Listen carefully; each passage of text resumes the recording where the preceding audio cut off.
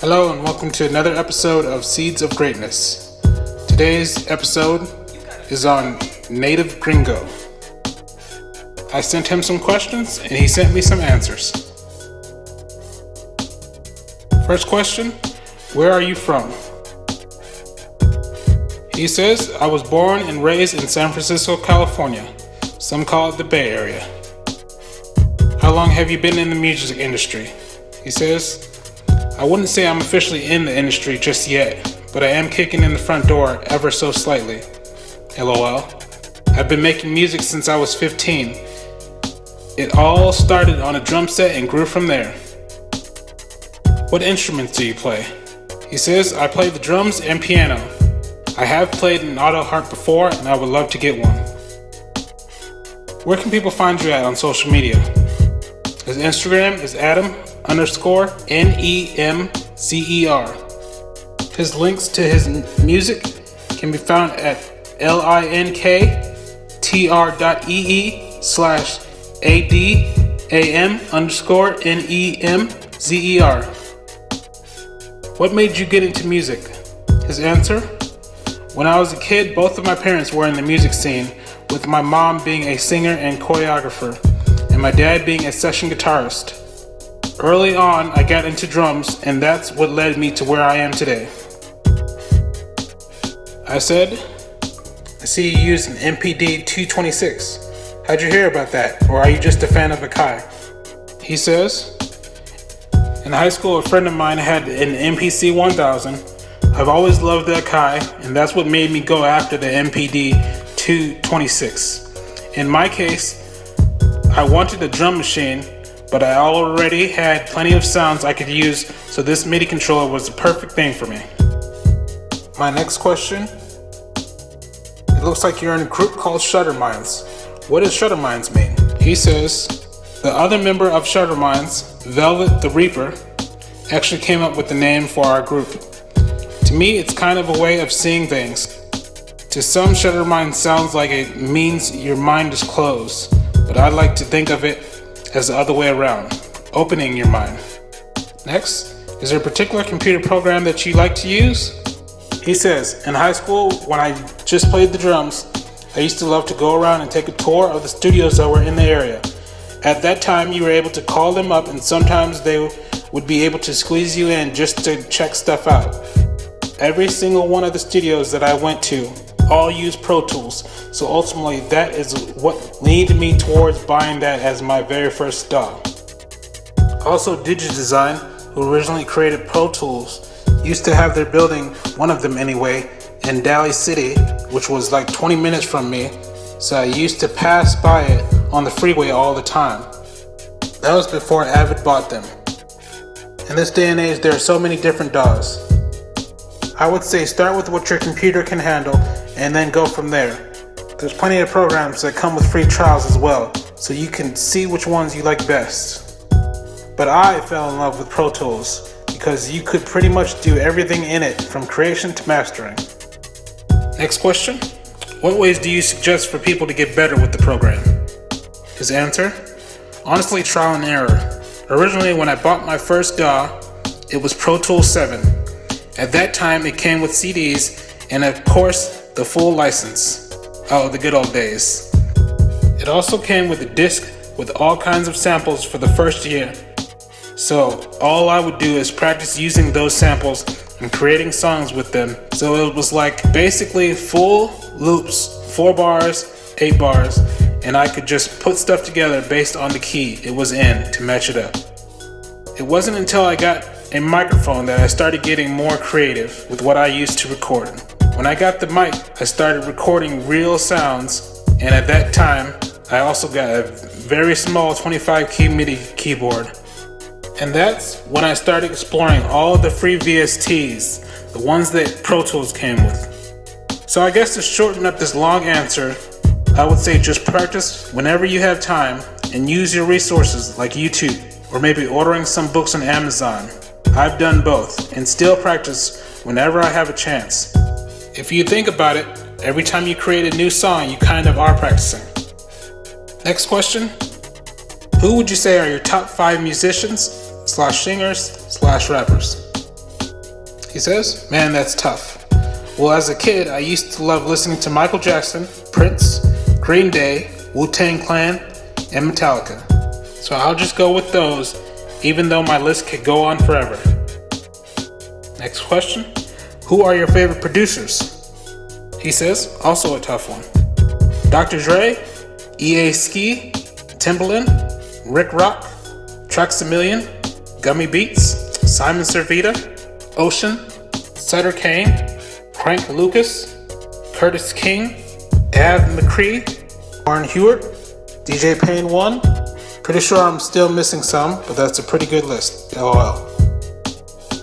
Next question.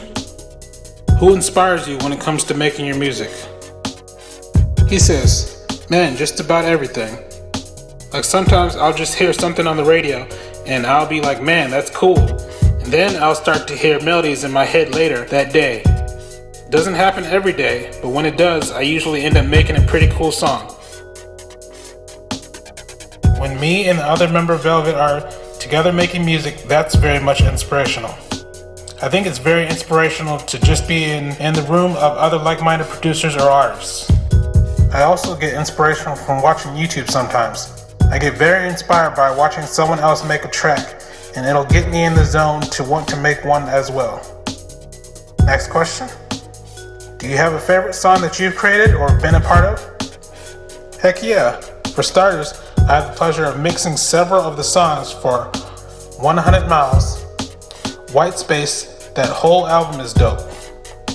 Also had the opportunity to work with Jay Halsworth on his album, Crown. I mixed and mastered the whole album and also produced the song Scream for him. As far as my own stuff at the moment, my favorite song is Drugs and In the Lab. Next question. What advice would you give new or up-and-coming producers? He says, utilize your resources. For instance, if you can't afford a recording setup, find someone who has one that you know, or perhaps if you go to school, you could use the school's lab after school is out, and you could start learning a DAW that way. Next question. What advice would you give when it comes to building yourself as a brand? He says, heck, I'm still doing that myself, LOL. Something I found that has worked for me is just be yourself. Someone can talk about a new plugin and do a review on it, but when you talk about the same thing, it's your take, and sometimes a different take on something is all you need. You don't always have to reinvent the wheel.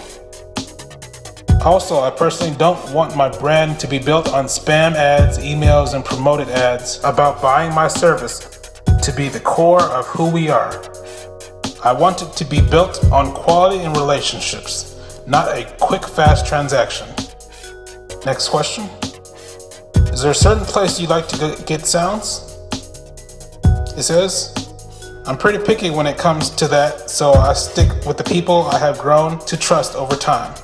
EA Ski, Gummy Beats, DJ Payne 1, Sound Oracle, Cymatics FM, Producer Grind, Superstar Arl, and lots of the YouTube producers like Kyle Beats, Simon Servita, Busy Work Beats, etc. All of those guys have top quality products, in my opinion. Next question. Do you have a favorite plugin? He says, at the moment I'm really liking Isotope's Iris.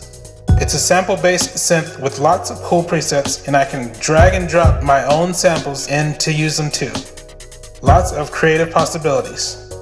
Next question. Do you have any advice for getting placements, radio, TV, etc.? He says, I haven't gone that route yet. It's definitely possible to get on radio if you have the time, effort, and money. But from what I do know, in order to get on the radio station, you either have to know someone or be ready to pay whatever they charge. When you hear a song on the radio over and over all day for weeks, it's not only because people are requesting it. The label paid the station to keep it playing. Airtime equals money. I will mention that nowadays, digital stations are becoming a thing, and sometimes even on Instagram, people will go live and play your music and give feedback reviews for free. Next question. Do you have any music that's out or on the way? He says, We released an EP called Cleopatra this year. Really love how it turned out, and yes, we are working on another album. Next question. Do you have any fun or cool stories while being in the music industry? He says, when I was attending audio school, part of my credit was to get an internship at a studio. I applied to all the ones in my area, but they were all booked up. So my teacher said, why don't you try a post-production studio? They typically do voiceover work for commercials, TV, and movies. I applied to 2 and one of them got back to me. 1 week later, I was interning for one union recording in San Francisco. Didn't see any stars while I was working. However, lots of commercials were being made for different things like Honda and Haagen-Dazs, the ads you see on YouTube. So I got to see a lot of behind the scenes stuff. And for the first time, I've found out you can have someone in a studio in Phoenix and be recording the actual session in a studio in San Francisco, for example. 2 studios required, of course. Next question. What would you say is your proudest moment so far in your career? He says, getting my music on digital platforms for everyone to hear. Back when I was in high school, it would have cost thousands of dollars to be able to make all of that onto a CD, and then you still had to distribute it and sell it. Nowadays, with digital, it's so much easier. Last question. Fast forward 10 years from now, where do you see yourself musically and what steps do you think you'd take to get there? He says, my next step is to try to be more active on Instagram, putting more posts up, as well as starting a YouTube to show my day in and day out with my music and its process. I think it would be awesome to show people behind the scenes, like while recording vocals and stuff with just the 2 of us. It gets pretty interesting and funny. We love to crack jokes when on the mic. And whenever we mess up, we joke about it to keep the positive vibes. One more thing I asked him was, do you have any other tips for anyone who's listening? He says, practice, patience, and persistence is key. So once again, that was Adam Nemzer, aka Native Gringo, part of Shuttermindz. Follow him and go check out his stuff on social media. Thank you.